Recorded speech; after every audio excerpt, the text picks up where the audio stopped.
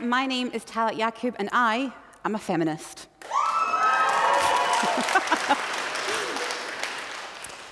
Some of you in the room might think that this might be my opportunity to be on a stage and burn a bra.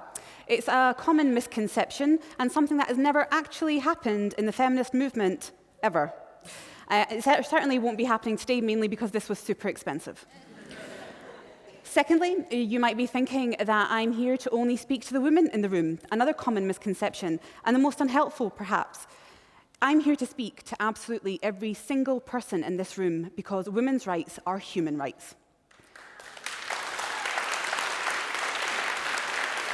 And a third and final misconception, you might be thinking that I'm here to take you to the nearest protest or revolution. I asked the organisers, they said no. I'm afraid you're going to have to stay in your seats and have a mini revolution just whilst you're sitting.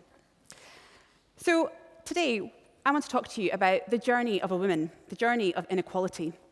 Too often, I've been told that feminism is a thing of the past. It's 2014. Women have equal rights. They can vote. They can own property. They can have jobs. They can run for parliament. We've got equality, right? Wrong. If you scratch away at the surface, even here in the UK, you realise that we're still fighting the same battles that we have been for decades.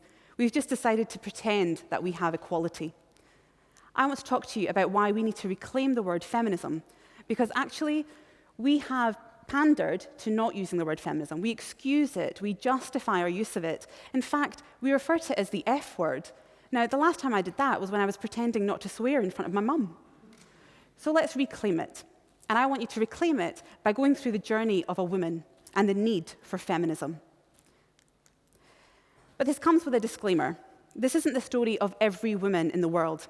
Some stories are easier. Some stories don't go through the inequalities that I'm about to express to you. Other stories are significantly more heartbreaking. In a short period of time, I can't take you through every story, but each and every story is important to feminism because each and every experience of a woman's social injustice is part of the tapestry on which feminism is woven. I'm going to be putting together the journey of a woman that most people in this room will be able to relate to. So let's take that journey together. Starts from birth.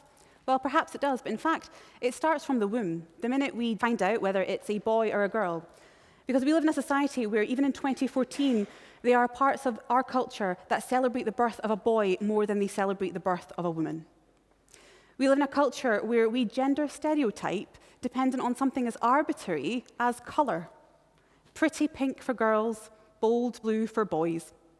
I was recently blessed with a niece, and being the absolutely fantastic auntie that I am, I naturally wanted to buy her absolutely everything that I could find. And being also the feminist auntie that I am, I had to go to not one, not two, but 5 different stores to find something remotely gender neutral. Whilst girls have, thank you, one person in the room, it'll be everybody by the time I'm done. By the time I had got there, I decided that I didn't want anything pink, and the colour for gender neutral is egg yellow. Many thanks, Hallmark. Other gender stereotyping retailers are available. Let's move on to a young girl.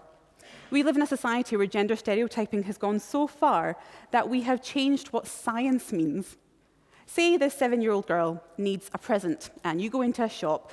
Aside from being bombarded with an aisle of pink and an aisle of blue, we've decided to gender science. Now, I don't know about you, but when I did biology and I did chemistry, I was doing the same experiments as the boys in the class. I was being taught in the same way as the boys in the class.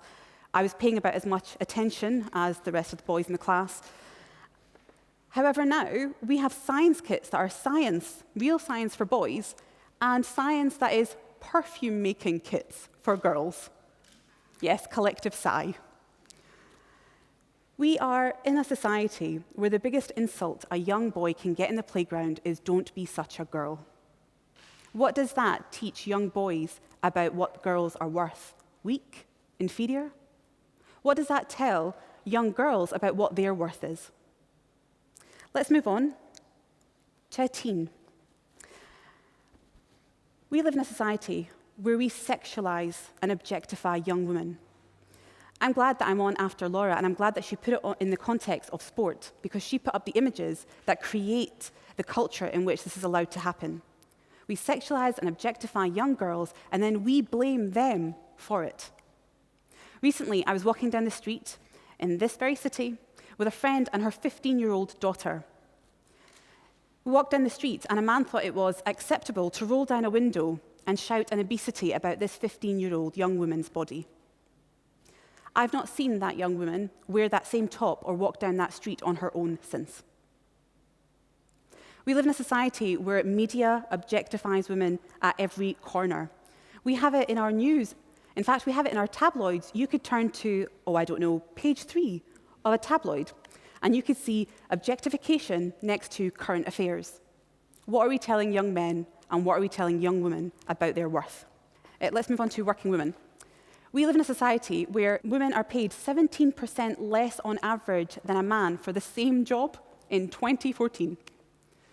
We live in a society where science, engineering, and technology are less likely to be taken up by women. Well, when you tell her it's perfume kits, maybe that's why. We live in a society where, although women make up the majority of the workforce, they only make up 20% of the private boards and the top jobs. Let's move on to motherhood. We live in a society where we have the illusion of choice, and yet women who choose not to have a child are considered less of a woman.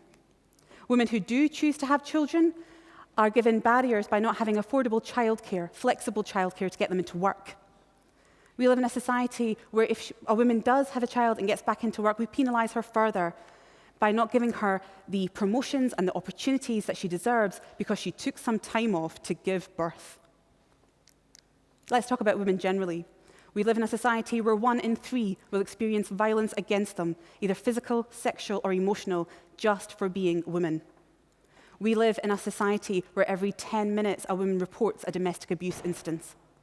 We live in a society where 2 women a week are killed at the hands of a current or ex-partner, and it's become so normal that it's not even hitting the headlines. This wasn't the story of each and every woman, and it doesn't need to be the story. It doesn't need to be the world that we live in. Every single person in this room can create change. Every person in this room has the power to be a feminist and create change. What if someone in this room decided not to conform to consumerism and bought a young girl an outdoor activity kit, even though it was a boy on the box? It's not too radical, really, is it? What if someone in this room had spoken to that 15-year-old girl and said, it wasn't what you were wearing, it wasn't where you were walking, it wasn't what you had done, the blame only lies with the perpetrator? What if someone in this room, to ask their employer if they pay fair wages for men and women, and if they don't, held them to account? What kind of world could we create if we challenged the people around us? In the next 24 hours, what feminist action can you take on sexism and inequality? Can you join a campaign? Can you eradicate sexism in your own household, in your circle of friends? Can you challenge somebody when they tell a rape joke because they think it's funny? Sexism is nothing more than a construct of society, but we are society. The human beings in this room make up society. Imagine if we, each and every one of us, challenged it. Sexism would cease to exist. We would make it abnormal because we've made equality normal. It's not that hard. It's not a far fight. And I look forward to you joining me in that fight and creating a more socially just Scotland, UK, worldwide for all womankind. Thank you.